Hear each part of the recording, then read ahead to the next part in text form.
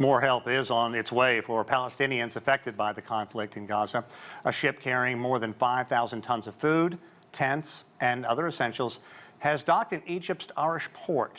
From there, it will make its way into Gaza. This is the largest shipment from the UAE. More than 20 aid ships from different nations have docked at Arish so far. With their homes destroyed, Palestinian families are desperate to find shelter. Hundreds are now living in a prison once used to house murderers and other criminals. Palestinians have been displaced not once, not twice, but multiple times amid Israeli airstrikes. United Nations officials are once again urging civilians in Gaza for humanitarian aid and the staff to be better protected. Okay, for more insight into Netanyahu's visit to the United States, as well as the ongoing impact and the conflict of those living in the region, let's bring in Edmund Ghareeb. He's an academic and Middle East expert. Edmund, thanks for joining us. We certainly appreciate taking time. Okay, Netanyahu delivered a fiery speech to U.S. Congress, a speech that many lawmakers, Democratic lawmakers, boycotted.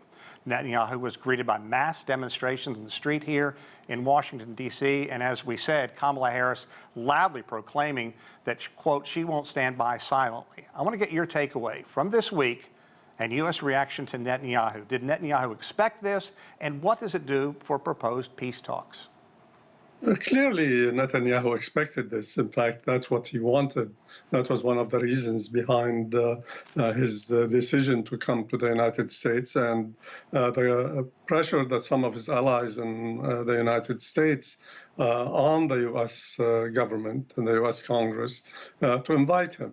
There were a lot of, this is something unusual when you think of it. This is the fourth time that we see Netanyahu speak before Congress, and yet this time was different. Even although there were standing ovations, about 58 standing ovations, and there were also they clapped for him while they were sitting down. So this was something very, very unusual.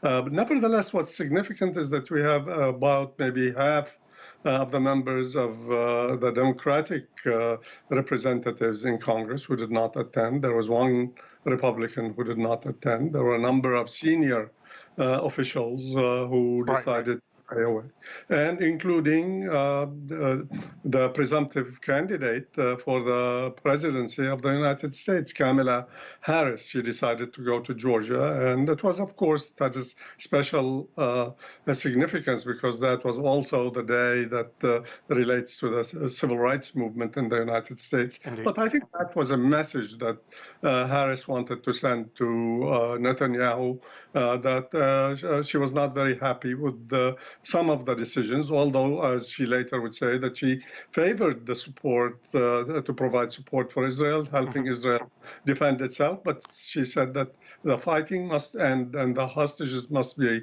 returned. Okay, what about peace talks? What does Netanyahu's visit do to those?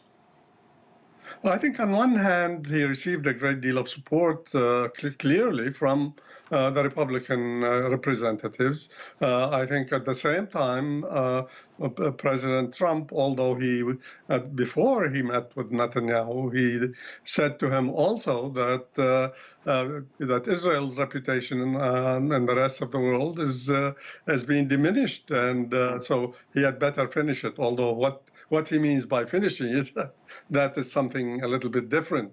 Nevertheless, I think that the Democratic Party, in a sense, or the President Biden and Vice President Harris wanted him to come to the table and to deal, to end the war, at least to stop the fighting right now, to release hostages, to begin the process that the administration claims came originally from the Israelis. But whether it did come from the Israelis or not, we're not sure. Nevertheless, I think they said that's what Israel wants, but Netanyahu kept basically trying to buy time.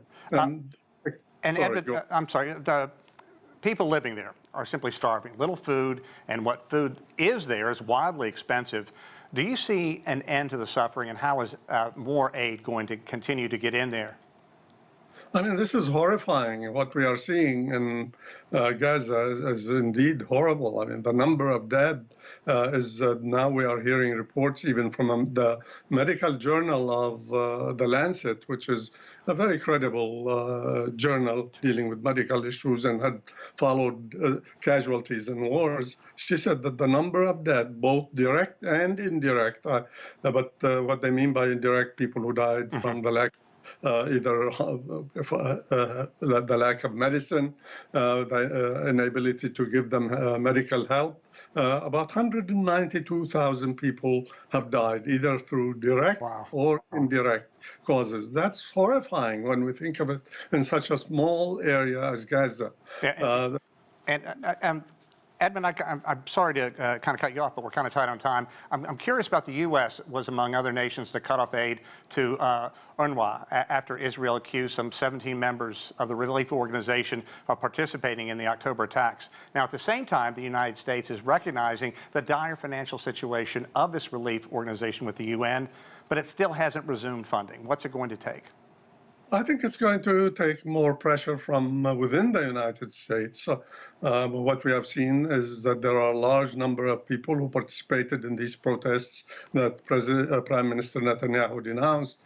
But increasingly, there was a report yesterday that 200 leaders of the Christian churches, Protestant, Catholic, and Orthodox, have called on the president and the vice president to move to release the hostages in the hands of Hamas, but at the same time to also release the prisoners who have not been charged in Israel, and to have a permanent ceasefire and to provide economic assistance and to help reconstruct Gaza. That's quite a significant message. Also, Black American religious leaders met, about 1,000 of them, over a month ago. They also demanded similar positions from the administration. Yeah, indeed. Edmund, so much to talk about. I'm sure we're going to chat again later. Edmund Ghareeb, thank you so much for your insight. We appreciate it. Thank you.